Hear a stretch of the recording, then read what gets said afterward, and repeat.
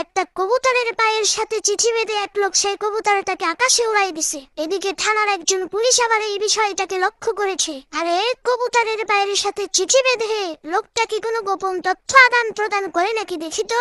সেই পুলিশ গুলি করে সেই কবুতরটাকে আকাশ থেকে নামিয়ে কবুতরের পা থেকে চিঠিটা হাতে নিয়ে খুলে দেখে চিঠিতে লেখা আছে, আল্লাহ, আমি খুবই গরিব, অসহায়, ঋণে জর্জরিত একজন মানুষ।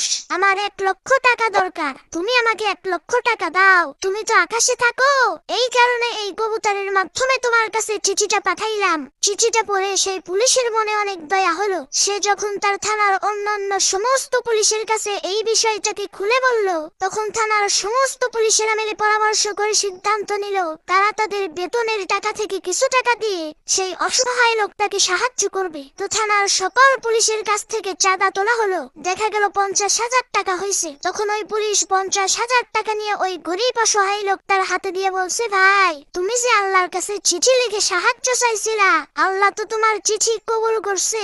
এই যে নাও তোমার টাকা। লোকটা গুনে দেখে 50,000 চিঠি লিখে কবুতরের পায়ে বেঁধে উড়াইয়া দিছে। পুলিশ কয়, কি রে, এই লোকটারে না টাকা দিয়ে আসলাম, এখন আবার ওনার কি সমস্যা হইল?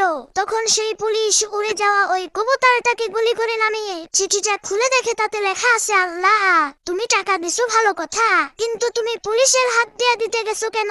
তুমি তো আমারে দিছিলে 1,00,000 টাকা। এর মধ্য থেকে এই সারা ঘুষখোর পুলিশ আমার 50,000 টাকা তো মেরে দিয়েছে।